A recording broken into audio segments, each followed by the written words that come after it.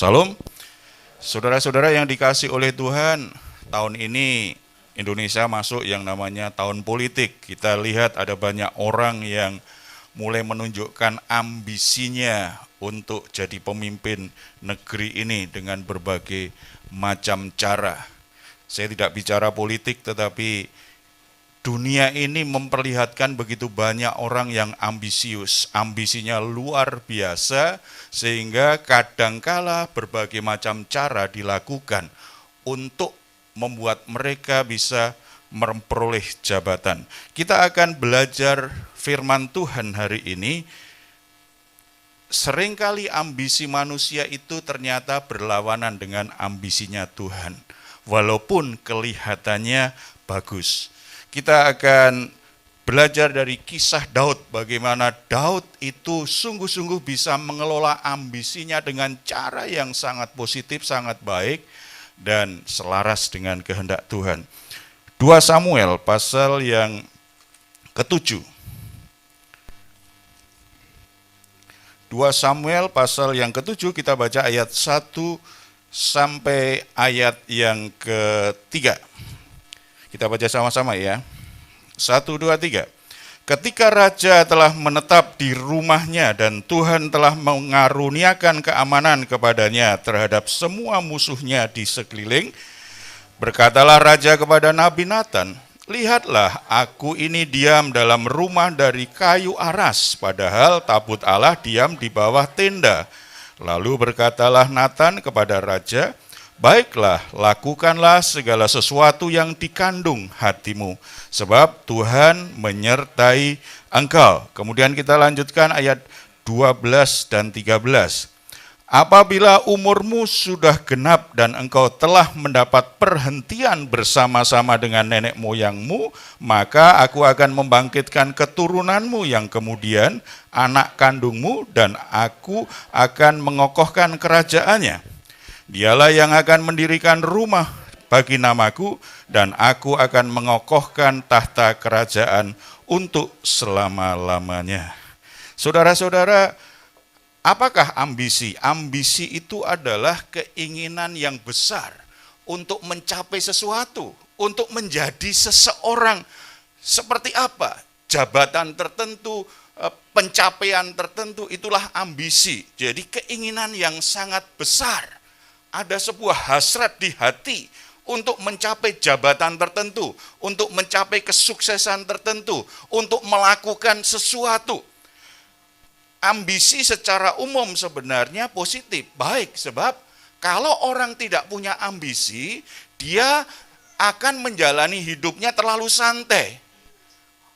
Dia akan menjalani hidupnya hanya begitu-begitu saja, tidak ada semangat untuk maju, tidak ada semangat untuk berkembang. Lalu yang menjadi moto hidupnya apa? Hidup itu biar ajalah ngalir seperti sungai. Saudara-saudara, akhirnya tidak ada semangat dari dulu sampai sekarang dan selama-lamanya tetap seperti itu terus karena tidak punya ambisi. Yang bekerja, yang berdagang dari dulu, sekarang, dan selama-lamanya begitu terus. Yang bekerja juga begitu, kerja di kantor dari dulu juga begitu-gitu, nggak naik-naik, nggak ada perubahan, karena tidak punya ambisi. Tidak ada keinginan besar untuk mencapai sesuatu. Saudara-saudara, hanya Tuhan yang dulu, sekarang, dan selama-lamanya tidak pernah berubah. Karena pribadinya kekal. Tetapi kita itu harus bertumbuh, kita harus berkembang. Cuma ambisi yang berlebihan, ambisi yang dipaksakan akan membuat orang menjadi orang yang ambisius. Nah, kalau sudah ambisius, kecenderungannya jadi buruk. Ada beberapa ciri orang ambisius itu. Jadi kalau ambisi tadi kan keinginan besar untuk mencapai sesuatu. Keinginan besar untuk punya sesuatu. Untuk bisa melakukan sesuatu, itu kan sebuah semangat. Tetapi orang yang ambisius itu biasanya ketika dia ingin meraih apa yang diinginkan, dia terlalu maksa. Jadi kalau kita ketemu orang yang ingin sesuatu tapi maksa, itu sudah mulai masuk namanya ambisius. Kalau misalnya dia juga maksa, setelah itu maksa orang lain untuk mendukung dia, maksa orang lain untuk melakukan apa yang jadi ambisinya, itu sudah jadi buruk, jadi negatif. Ambisius, orang yang ambisius juga biasanya ingin kelihatan menonjol sendiri. Kalau dia kerja tim, kerja bersama, dia ingin kelihatan lebih menonjol dari orang lain. Kalau ada orang lain lebih baik dari dia, ada orang lain lebih sukses dari dia, lebih berhasil dari dia, dia cemburu. Dia iri dengan orang itu. Orang yang ambisius itu juga senang berbagi, tetapi berbaginya hanya yang kalau dia lagi susah. Kalau lagi susah cerita ke orang lain, minta dukungan orang lain, minta orang lain mengerti. Tetapi kalau lagi senang, orang-orang yang mendukung dia dilupakan. Orang-orang yang selama ini sungguh-sungguh sayang sama dia, memberi perhatian, peduli dengan dia, dia lupakan karena dia keasikan dengan keberhasilan atau apa yang sudah dia capai. Gampang sekali melupakan orang-orang yang menolong dia. Karena dia hanya bagi dia yang penting masalah dia. Makanya kalau lagi susah, cerita kepada orang lain. Supaya ditolong, supaya dibantu. Orang-orang yang ambisius biasanya haus pujian, haus pengakuan. Pengen sekali dipuji. Pengen sekali dapat. Mengapa? Kerja keras. Supaya dapat sesuatu. Supaya mencapai posisi tertentu. Di hatinya, supaya orang tidak meremehkan aku. Supaya orang memuji aku. Supaya orang akhirnya segan sama aku. Tujuannya selalu haus pujian. Haus pujian. Orang yang punya ambisi sehat, dia tidak menjadikan pujian tujuan hidup. Tujuan dari semua upayanya. Tetapi orang ambisius, pujian itu bagi dia sebuah tujuan. Makanya kalau pekerjaannya dikritik, kalau ada sesuatu yang orang lain tidak senang, dia mulai gelisah, emosinya jadi tidak stabil, gampang tersinggung, gampang marah, gampang ngambek. Orang yang ambisius itu kalau keinginannya tidak terpenuhi, akhirnya secara emosi bermasalah. Dan sayangnya orang ambisius cenderung hanya peduli dengan dirinya sendiri, tidak ada empati dengan orang lain. Kalau toh dia kelihatan peduli dengan orang lain, tujuannya apa tadi? Supaya dapat pujian dari orang lain, supaya dapat pengakuan dari orang lain, supaya kelihatan menonjol bahwa dia lebih baik dari orang lain, supaya dia kelihatan lebih dibandingkan dengan orang lain. Kebaikan-kebaikan yang dilakukan itu tujuannya tetap untuk dirinya sendiri. Ini bahaya orang yang punya ambisi berubah jadi ambisius yang memaksakan keinginan. Saudara-saudara, kalau kita baca Daud tadi luar biasa. Daud punya ambisi yang sehat. Kenapa saya bilang sehat? Karena responnya, tanggapannya baik ketika keinginannya tidak direstui Tuhan. Ayat pertama kita lihat Tuhan sudah memberi Daud ini rumah yang megah, rumah yang indah. Lalu dia sebagai raja, kerajaannya aman dalam perlindungan Tuhan. Karena menyadari Tuhan itu luar biasa, kemudian Daud punya ambisi apa? Aku ingin membangun rumah Tuhan. Ayat 2 kan, masa sih aku tinggal di rumah dari kayu aras? Aku tinggal di rumah yang terbuat dari kayu aras. Kayu aras itu kayu yang mahal sekali di masa itu. Di sana, karena tidak semua orang mampu, hanya orang kaya, hanya bangsawan yang sanggup untuk membeli kayu aras. Kalau di Indonesia mungkin kayu jati. Kayu jati yang lama begitu mahal sekali. Kayu yang sangat besar sekali, bisa tingginya itu bisa sampai 24 meter gitu bisa. Dan daunnya subur sekali, itu bisa dahannya saja bisa sampai 30 meter lebih. Jadi ini bisa tinggi sekali, umurnya bisa ratusan tahun. Semakin tua pohon itu, semakin mahal harganya. Ini berbeda dengan manusia ya. Semakin tua kalau kerja dibayar murah. Kecuali tetap di tempat yang karirnya naik. Coba semakin tua cari kerjaan sulit. Kalau toh ada yang mau, bayar murah tuh. Posisi nggak akan langsung atas kalau sempat nggak kerja. Tetapi kalau karirnya naik, oh itu bisa naik. Saudara-saudara, ambisi Daud kan indah. Masa sih aku tinggal di rumah gedongan, di rumah indah, tetapi Tuhan tinggal hanya di tenda. Ambisi yang bagus kan? Sangat baik sekali.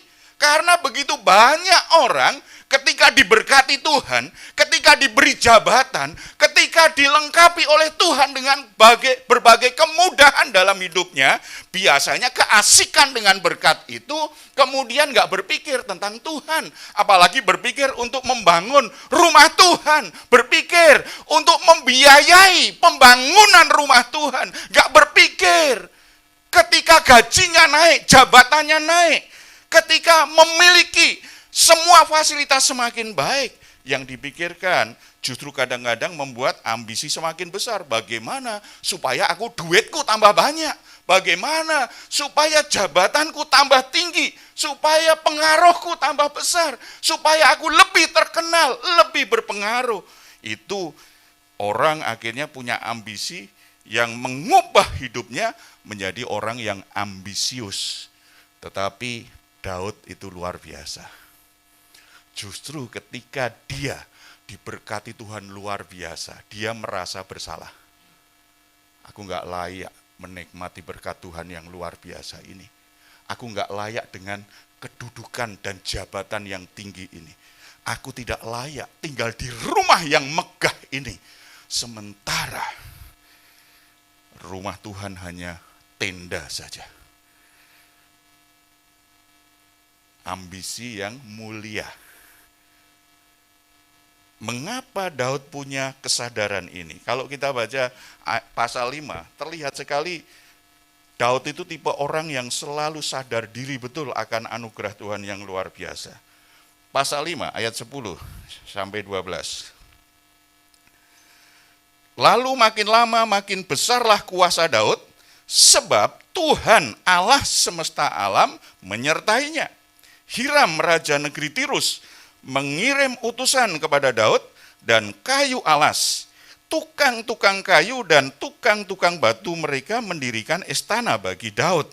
Lalu taulah Daud bahwa Tuhan telah menegakkan dia sebagai raja atas Israel dan telah mengangkat martabat pemerintahannya oleh karena Israel umatnya. Ayat 12 itu luar biasa. Taulah Daud, Tuhanlah yang menegakkan dia. Kekuasaannya tambah besar. Lalu dapat berkat luar biasa.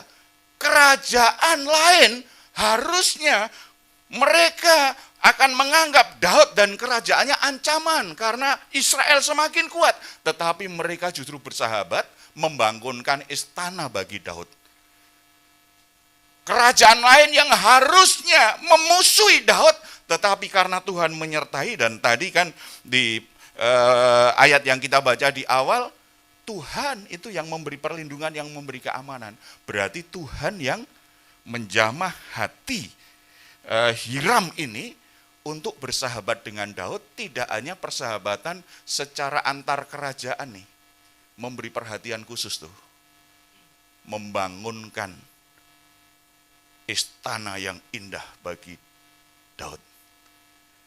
Daud akhirnya melihat apa? Taulah Daud, Tuhanlah yang mengerjakannya ini. Saudara, orang-orang yang selalu sadar diri bahwa semua yang dimiliki, semua berkat, semua rejeki, kepandaian, keluarga, pekerjaan, segala sesuatu yang dimilikinya adalah karena anugerah Tuhan. Menjaga hati tidak akan berubah menjadi orang yang ambisius.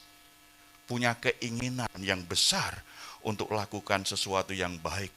Tetapi bukan fokusnya pada diri sendiri. Ambisi yang baik, bukan ambisius. Kalau berubah menjadi sesuatu yang sifatnya ambisius, pusatnya pada diri sendiri. Tetapi belajar dari Daud, dia luar biasa. Saudara-saudara, saya tahu tidak ada satu orang pun yang punya kekuasaan sebesar Daud di tempat ini. Tidak ada yang punya kekayaan sebesar Daud di tempat ini. Tidak ada orang yang disertai Tuhan melebihi Daud di tempat ini. Tetapi kadangkala kita lupa diri bahwa apa yang kita miliki itu anugerah Tuhan. Bukan kerja keras kita. Bukan karena kita pintar. Bukan karena kita ini orang yang hebat. Tidak, karena kasih karunia Allah. Kalau kita berpikir itu bukan anugerah Allah, itu membuat ambisi kita, mendorong kita berlebihan dan akhirnya kita menjadi orang ambisius. Kalau udah ambisius, biasanya pusatnya diri sendiri, bukan Tuhan. Kalau itu anugerah Tuhan, makanya kita akan ringan, akan mudah mengikhlaskan, akan mudah melepaskan kalau itu untuk memuliakan Tuhan. Semakin tinggi kekuasaan, dia semakin memuliakan Tuhan. Semakin jadi berkat bagi orang lain. Semakin Tuhan tambahkan berkat-berkatnya, dia semakin memuliakan Tuhan dan menjadi berkat bagi orang lain. Jadi semuanya itu untuk Tuhan, untuk Tuhan. Saya melihat kalau itu di dunia gerejawi, pelayanan, ada 3 tingkatan orang melayani itu. Yang pertama, untuk aktualisasi diri. Enggak salah. Yang belajar psikologi tahu kan ya,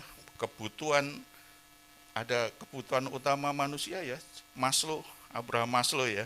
Salah satunya adalah aktualisasi diri. Kalau orang tidak ada kesempatan untuk beraktualisasi diri, dia akan menjadi orang yang gelisah, merasa dirinya enggak bahagia. Aktualisasi diri. Tujuan aktualisasi diri apa? Untuk menunjukkan kemampuannya.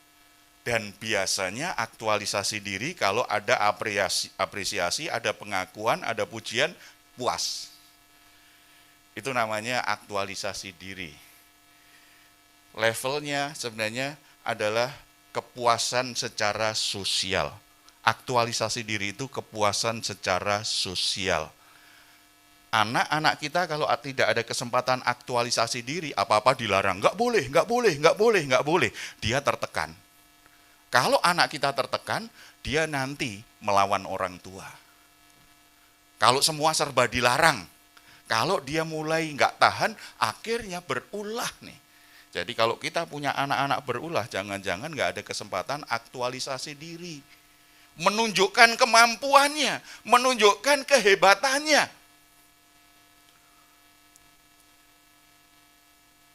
Ibu-ibu butuh aktualisasi diri. Kalau pegang duit, aktualisasi dirinya apa? Disuruh belanja, suruh ke mall sana. Kalau serba nggak boleh, suami-suami nggak boleh, nggak boleh, nggak boleh. Wah, itu alergi nanti istrimu. Ada aktualisasi diri. Coba, ibu-ibu coba saya tanya. Kalau pergi jalan-jalan, atau ke mall lah, kira-kira menderita nggak kalau hanya lihat-lihat saja? Nggak boleh. Bagus tuh Pak, nggak boleh. Bagus tuh. Ingat, bayar SPP. Bagus tuh Pak. Ingat, listrik belum dibayar. Kalau begitu nggak usah diajak di jalan-jalan di mall. Tetapi begitu ada kesempatan beli, habis beli itu bahagia nggak tuh? Ketika transaksi itu bahagia itu. Ada aktualisasi diri bahwa saya bisa beli sesuatu. Apalagi kalau duitnya dikasih suami tuh. Wah, itu bahagia. Cuma biasanya belum tentu itu kebutuhan. Hanya ingin supaya ibu itu juga pernah beli, bagus tuh. Barang ini lagi ngetren nih. Kadang-kadang bukan kebutuhan, hanya ingin aktualisasi diri. Kalau tujuannya hanya sekedar itu, hanya memuaskan diri. Itu yang membuat masalah. Jadi aktualisasi diri itu semua orang perlu. Perlu. Cuma jangan berhenti di situ tuh. Apalagi kalau melayani, jangan berhenti hanya sekedar aktualisasi diri. Sebab kalau hanya sekedar aktualisasi diri tadi, pusatnya diri sendiri, maka akan membuat banyak orang berubah jadi ambisius. Kalau ambisius, pusatnya pada diri sendiri. Ingin dapat pengakuan, ingin dapat pujian, gampang iri kalau orang lain lebih baik, pengen kelihatan menonjol, karena fokusnya pada aktualisasi diri. Setelah itu, ada yang namanya tanggung jawab. Tanggung jawab pertumbuhan. Karena saya bertumbuh dewasa, saya semakin hari semakin mau mengambil tanggung jawab saya. Sebab ciri orang dewasa itu bukan umur. Ada orang yang umurnya 30 tahun, 40 tahun, tetapi tidak bertanggung jawab dengan dirinya sendiri. Tidak bertanggung jawab, apalagi sudah menikah, tidak tanggung jawab dengan istri dan anaknya. Itu namanya tidak dewasa. Umurnya saja yang tua, tetapi sebenarnya sifatnya masih kekanak-kanaan. Orang yang dewasa itu orang yang mau mengambil tanggung jawabnya. Kita punya anak, kalau kita ingin anak kita bertumbuh dewasa, diberi tanggung jawab secara bertahap sesuai dengan umurnya. Saya bilang sama anak saya, Papa hanya akan membiayai kamu hidup kebutuhanmu hari-hari sampai umur 25 tahun. Setelah itu cari sendiri. Paling nanti kalau ada kebutuhan mendadak atau penting. Oke. Tetapi kalau kebutuhan hari-hari, belajar setelah 25 tahun, berarti cari sendiri. Dengan Yano saya belum bilang. Sampai 25 tahun. Kecuali nanti pengen kuliah lagi, ya itu masih tanggung jawab apa itu. Tetapi kalau sudah selesai kuliah, kerja, kebutuhan hari-hari, harus cari sendiri, jangan merepoti orang tua. Itu namanya mengajar anak dewasa. Kecuali sakit parah, kecuali butuh modal. Butuh modal pun kasih bantuan, tetapi pinjem ya, harus kembalikan. Walaupun sebagai orang tua, kalau ternyata nggak bisa, kita kasih keringanan untuk mengembalikan. Tetapi itu ngajari tanggung jawab.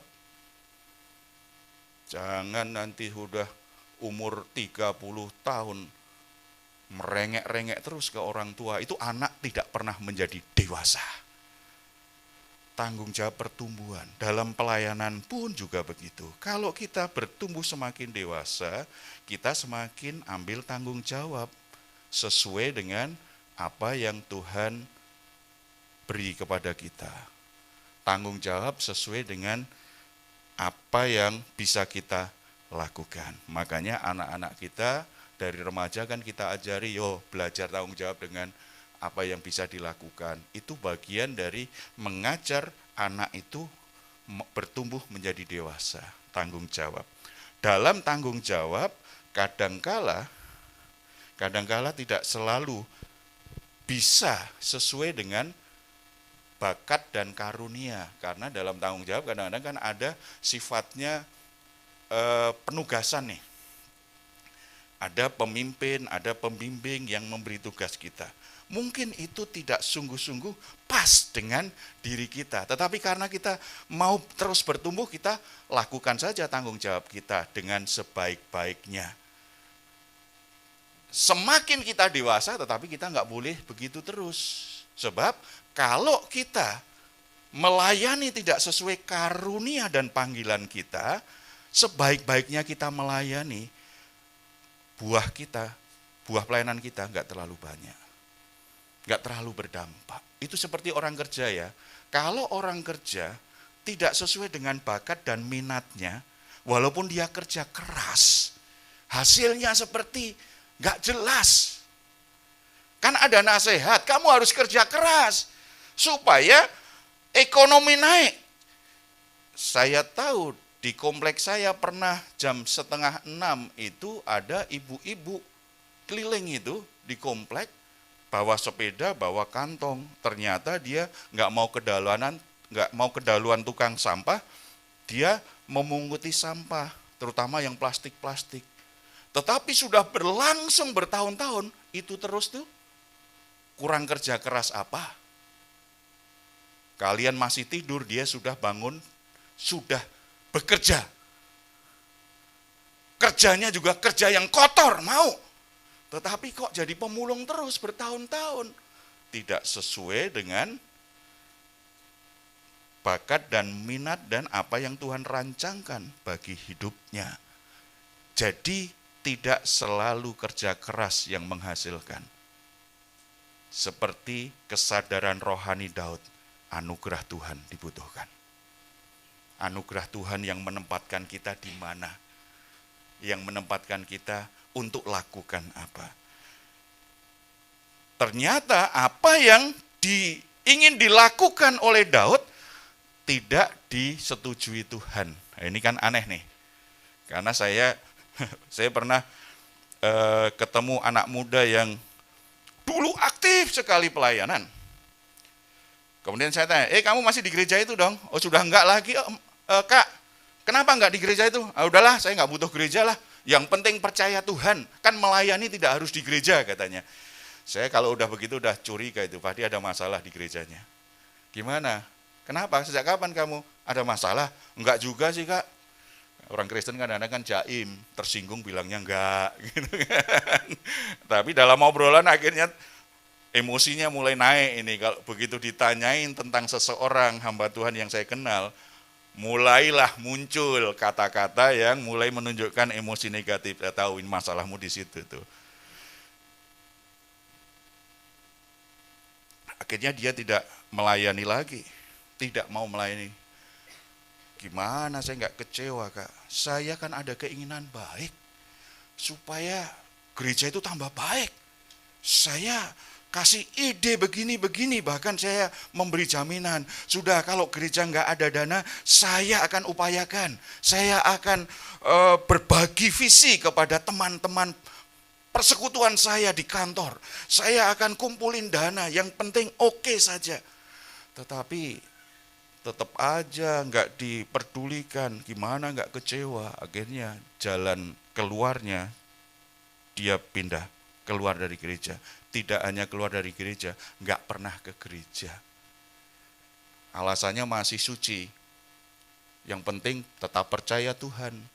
Yang penting tetap melayani. Melayani kan tidak di gereja saja.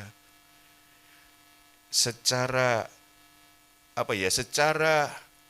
sekilas kelihatannya bagus ya. Memang benar ya, bahwa yang penting percaya Tuhan. Betul ya? Apa artinya melayani Tuhan kalau nggak percaya Tuhan?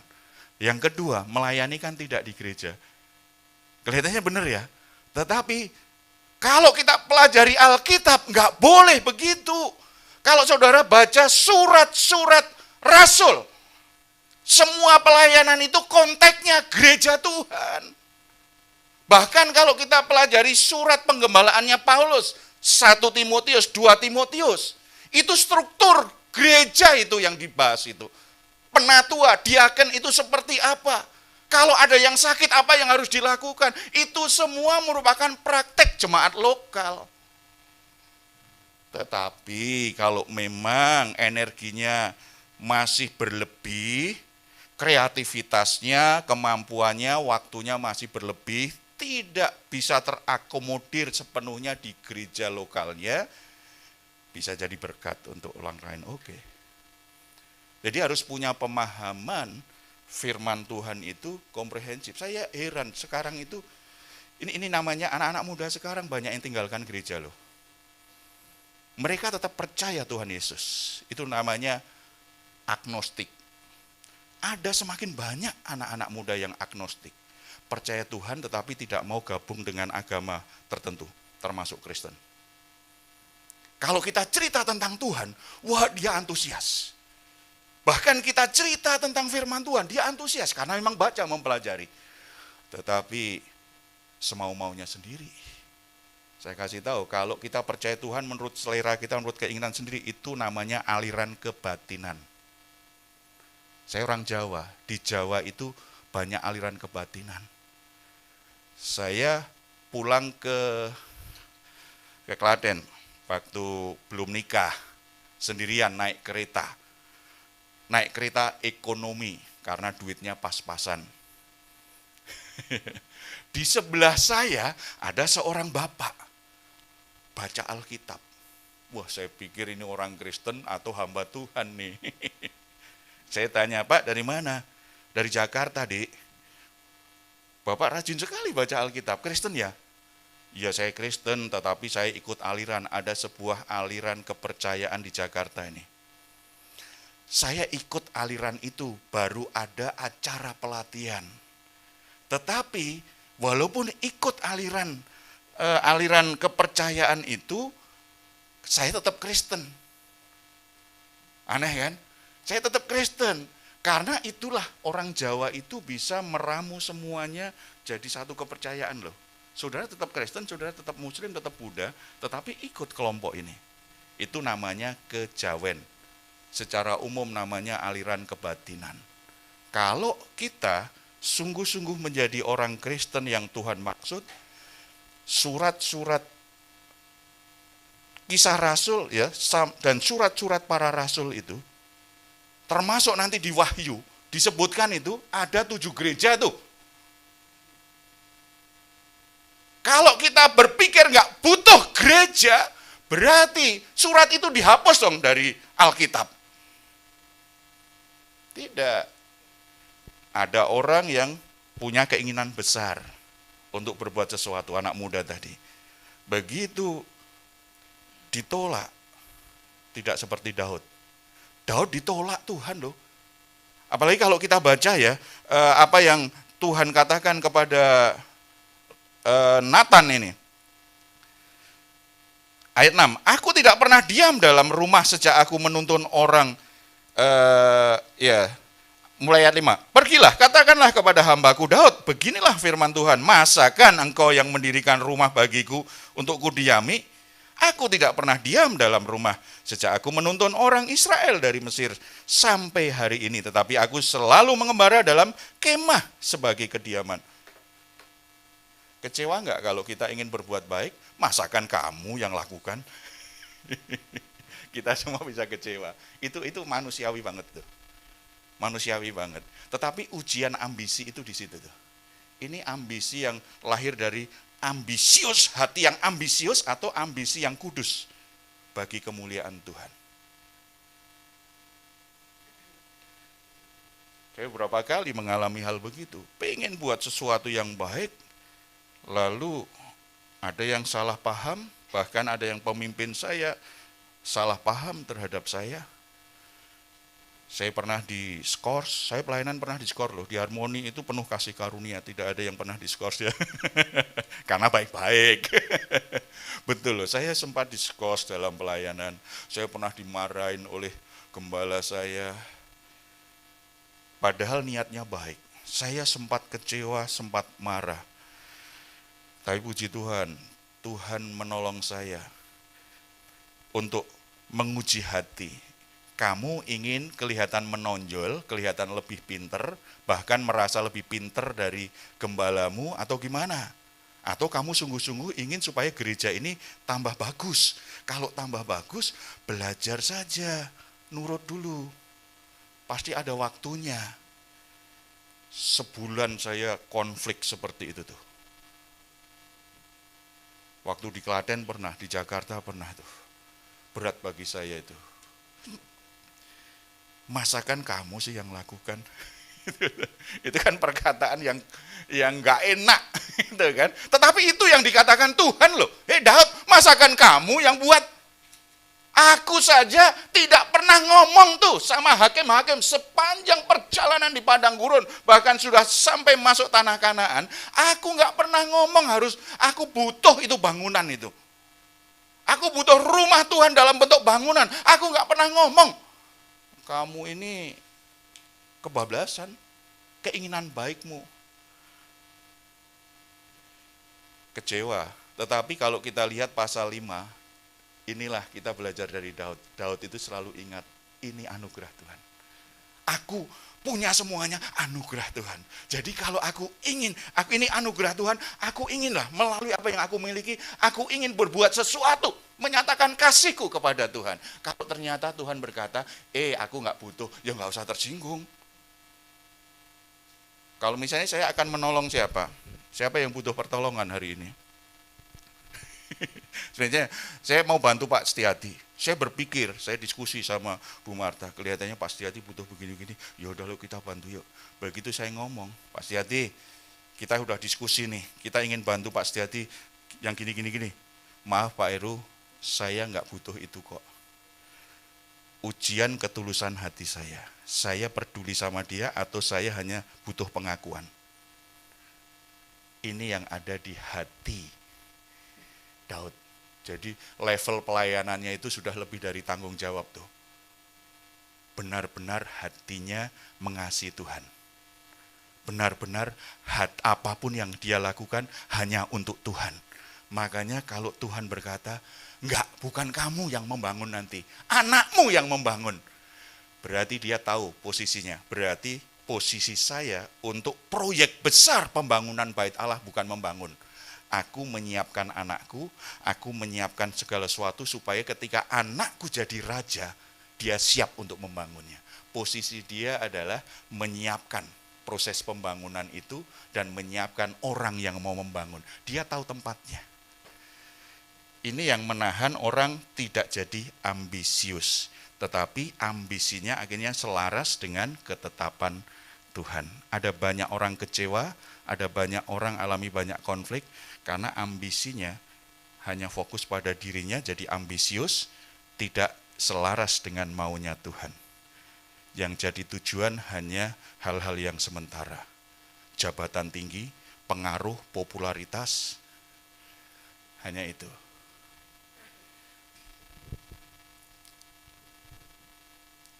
Pekerjaan baik itu padahal memang mesti dilakukan. Coba saudara baca Efesus 2 ayat 10. Efesus 2 ayat 10. Jadi orang Kristen harus melakukan pekerjaan baik. Itu salah satu alasan kenapa Tuhan menebus kita. Yuk coba baca sama-sama ya. Efesus 2 ayat 10. 1, 2, 3.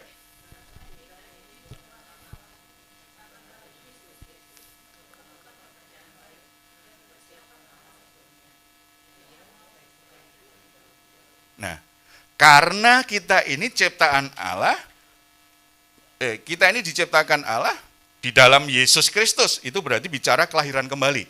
Ketika kita percaya dan menerima Yesus Kristus, kita diciptakan menjadi ciptaan yang baru. Itu Yohanes 1 ayat 12-13.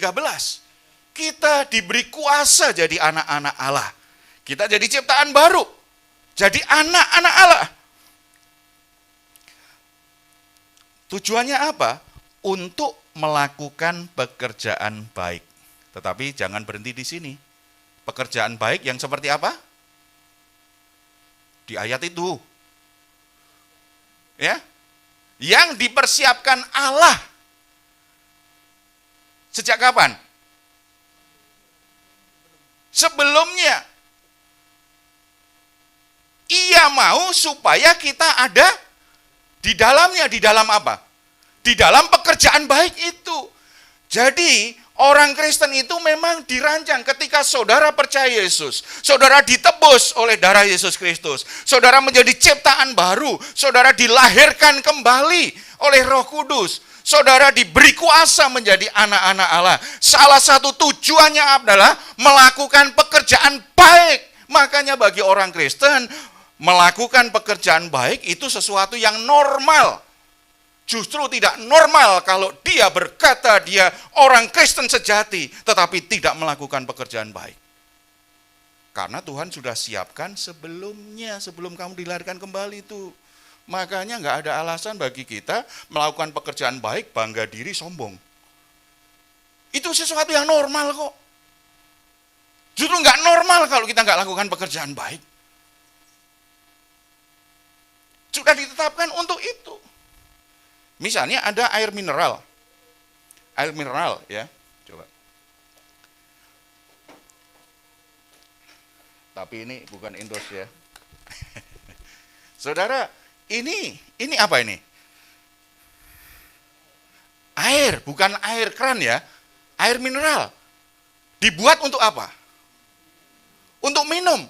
Nah, kalau ini ternyata akhirnya ini disimpan kemudian dijual. Tujuannya apa? Untuk diminum kuda atau diminum manusia. Diminum manusia. Nah, kalau ini kemudian saya minum, normal nggak tuh? Sesuatu yang memang wajar, memang begitu tujuannya. Nah, kalau kita orang Kristen, tapi ternyata tidak suka melakukan pekerjaan baik, itu menyimpang dari rencana Tuhan. Yesus Kristus sudah mati di atas kayu salib supaya engkau bisa melakukan pekerjaan baik. Kalau nggak mau lakukan pekerjaan yang baik, saudara berarti sudah dikeluarkan dari kegelapan masuk dalam terang Tuhan, tetapi saudara masih jadi manusia gelap, sepertinya masih dalam kegelapan. Tetapi pekerjaan baik yang seperti apa? Bukan seperti apa kata orang. Bukan seperti kebiasaan masyarakat. Bukan standar dunia ini. Bukan standar kebaikannya yang turun-temurun diajarkan kepada kita. Tetapi pekerjaan baik yang ditetapkan Allah sebelumnya. Jadi kalau kita lakukan yang baik tidak sesuai ketetapan Tuhan, nggak baik di mata Tuhan. Nggak baik. Yang ditetapkan Tuhan apa? Anakmu yang melakukan, tugasmu bukan membangun. Tugasmu menyiapkan anakmu, membekali anakmu supaya bisa membangun bait Allah. Tahu tempat, tahu batas. Apa yang Tuhan tetapkan bagi saya lakukan itu. Saya tidak akan merebut bagian anak saya tidak akan merebut bagian orang lain. Nah, ini kalau dalam perjanjian baru itu namanya karunia rohani itu, dan panggilan hidup. Panggilan hidup. Dan setiap kita ditetapkan Tuhan seperti itu. Nah, saya sekarang akan cerita singkat bagaimana kita bisa mengerti ketetapan Tuhan. Yang pertama, ini yang dilakukan oleh Daud. Daud berkata kepada Natan kan, kemudian Natan mengkonfirmasi, bagus sekali kan? Ayat 3, lalu berkatalah Natan kepada raja, baik lakukanlah segala sesuatu yang dikandung hatimu, sebab Tuhan menyertai engkau. Ini kan sesuatu untuk Tuhan. Natan sebagai hamba Tuhan, sebagai nabi Tuhan, akhirnya baik lakukan apa yang ada di hatimu. Berarti apa yang jadi ambisimu tuh? Apa yang jadi keinginan besar di hatimu kerjakan, Tuhan menyertai. Kalau sesuai dengan prinsip kebenaran firman Tuhan, kalau saudara konsultasi, saudara sharing, minta nasihat hamba Tuhan, pasti akan didukung. Berarti langkah pertama mengerti ketetapan Tuhan itu namanya konsultasi. Saudara mau buat perencanaan, buat keputusan, mau buat pilihan apa kalau ingin mengerti kehendak Tuhan, saudara butuh konsultasi hamba Tuhan. Orang agnostik itu berdasarkan pikirannya sendiri. Yang penting menurut pemahaman, bahkan ayat pun dipahami menurut seleranya sendiri. Enggak.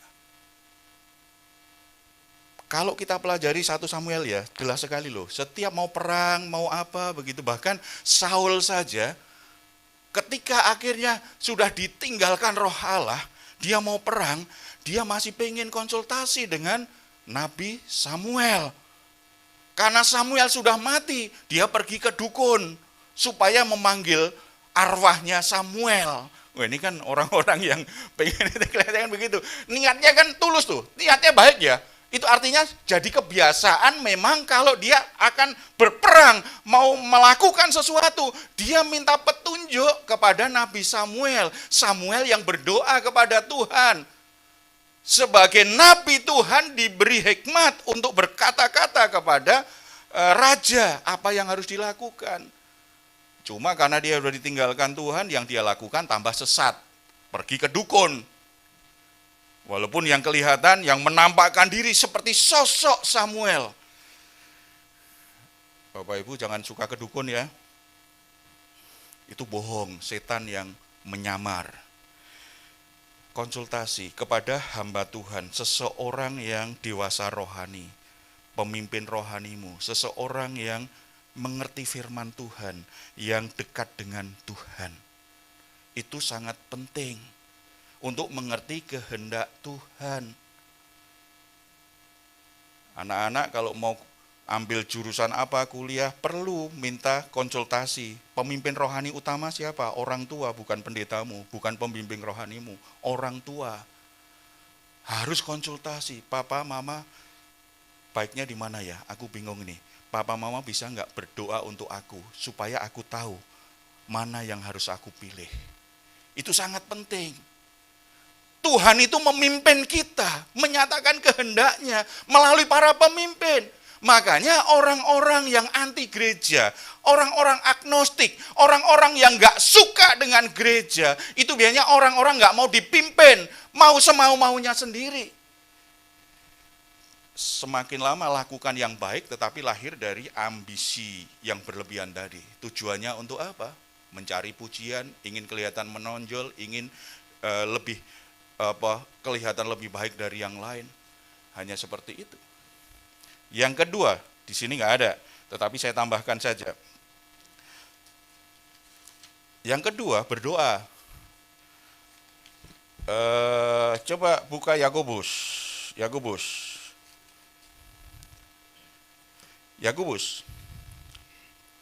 Yakobus pasal 1.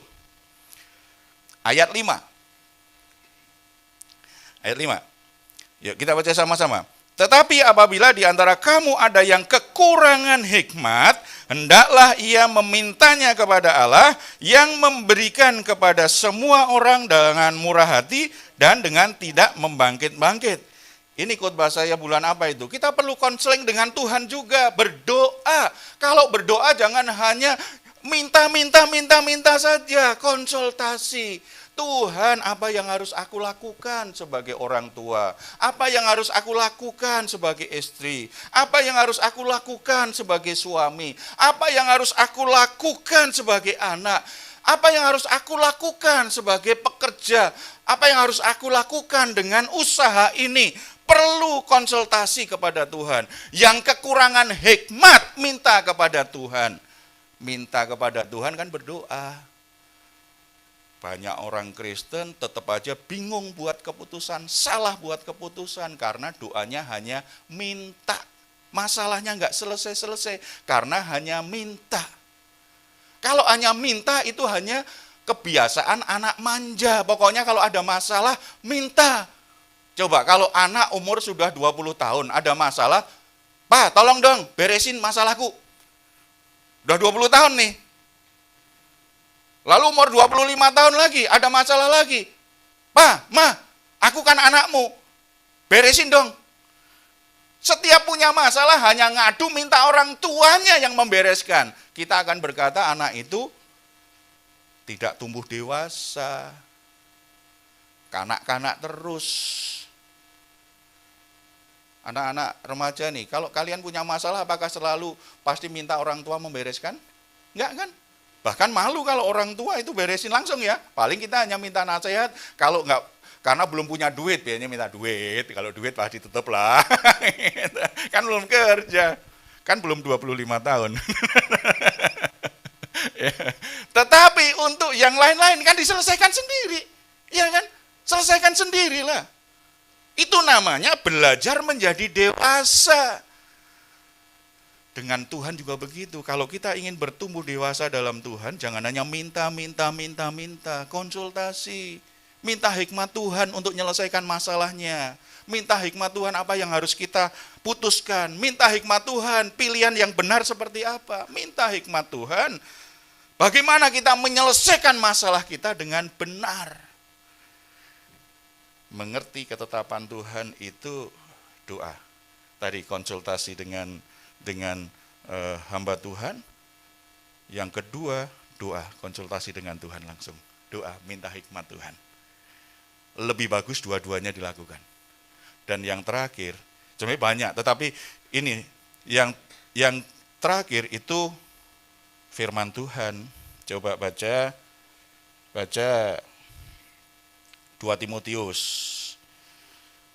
Timotius ayat 15. Kita baca ya. Ingatlah juga bahwa dari kecil engkau sudah mengenal kitab suci yang dapat memberi hikmat kepadamu dan menuntun engkau kepada keselamatan oleh iman kepada Yesus Kristus. Kitab suci itu memberi hikmat. Memberi hikmat. Jadi selidiki Alkitab. Justru semakin terbuka belajar firman Tuhan. Kalau sedang punya masalah, lagi bingung buat keputusan, lagi bingung dengan situasi apa yang harus aku lakukan, jangan malah nggak pernah baca Alkitab. Harus lebih banyak baca Alkitab. Harus lebih sering merenungkan firman Tuhan. Harus lebih terbuka dan antusias dengar khotbah. Khotbah firman Tuhan maksud saya ya, sebab ada khotbah yang lain kan, bukan dari Alkitab kan, ya. Khotbah yang mengajarkan Alkitab gitu ya. Harus mengerti firman Tuhan lebih banyak karena hikmat itu datangnya dari Tuhan. Bisa kita minta dengan doa, bisa kita minta lewat konsultasi dengan hamba Tuhan dan bisa dari Alkitab. Kita tidak boleh berkata, aku berdoa pasti dapat hikmat Tuhan lah. Dikonfirmasi, konfirmasinya 3 ini harus ini. Kalau kita ingin membuat keputusan penting, kalau kita ingin mengerti ketetapan Tuhan, 3 ini kita harus jalan ini. Misalnya ya, kita berdoa merasa dapat hikmat Tuhan. Diuji, benar enggak itu? Sebab kadang-kadang kita kalau sudah pengen, pikiran kita itu kan kemana-mana langsung berimajinasi itu. Kita pikir suara Tuhan, padahal suara hantu. Karena kita sudah pengen sekali. Ujiannya apa? Harus sesuai dengan Alkitab dan dikonfirmasi dengan hamba Tuhan. Hamba Tuhan bisa berubah, tetapi kalau hamba Tuhan komitmen untuk mendukung kita, berubahnya pasti semakin selaras dengan Tuhan. Seperti Nathan. Pertama izinkan, bangun saja. Apa yang jadi hasrat hatimu, lakukan saja. Tuhan menyertaimu. Tetapi setelah dapat mimpi dari Tuhan, Tuhan berkata, bukan Daud yang aku akan izinkan membangun bait Allah, tetapi anaknya. Nathan kemudian bilang sama Daud, Raja, ternyata bukan raja yang diizinkan Tuhan membangun, anak raja itu. Berubah kan? Orang yang ambisius pasti akan marah, nggak konsisten ini. Walaupun orang sangat dekat dengan Tuhan, bisa salah. Tetapi apa yang dilakukan Nathan tidak salah. Itu sesuai prinsip kebenaran. Karena ingin melayani, mosok dilarang. Ingin memberi persembahan, mosok dilarang. Ingin berbuat baik untuk mendukung pekerjaan Tuhan, mosok dilarang, diizinkan. Tetapi dalam perjalanan ternyata Tuhan kasih tahu, bukan Daud. Ayo kamu bilang sama raja. Bukan Daud. Posisi dia bukan yang membangun. Dia hanya nyiapin yang membangun saja. Itu kembali sesuai firman Tuhan berarti. Jadi hamba Tuhan pun harus selaras dengan Alkitab. Tidak boleh semau-maunya sendiri. Oke, saudara-saudara, kita sebagai orang Kristen, Tuhan rancang untuk melakukan pekerjaan baik. Pekerjaan baik itu harus jadi hasrat besar kita, keinginan besar kita. Hidup kita harus melakukan pekerjaan baik. Tetapi pekerjaan baik itu standarnya, ukurannya harus jelas, sesuai kehendak Tuhan. Bukan kemauan kita sendiri, bukan ambisi kita sendiri, bukan karena kita ingin lebih menonjol dari orang lain, bukan karena kita kelihatan hebat di mata orang, tetapi karena kita ingin pekerjaan baik itu benar-benar selaras dengan maunya Tuhan. Kalau ternyata keinginan kita itu sepertinya tidak direstui, terhalang, bahkan sepertinya Tuhan tidak setuju, tidak usah kecewa. Pasti Tuhan menginginkan sesuatu yang lebih unik, bukan yang itu. Kemampuan kita memahami kehendak Tuhan akan membuat hati kita lebih terkendali dengan keinginan-keinginan yang begitu banyak itu. Kita akan bisa lebih fokus. Kalau kita fokus, apapun yang kita perbuat akan berhasil, akan menghasilkan buah yang banyak. Puji Tuhan.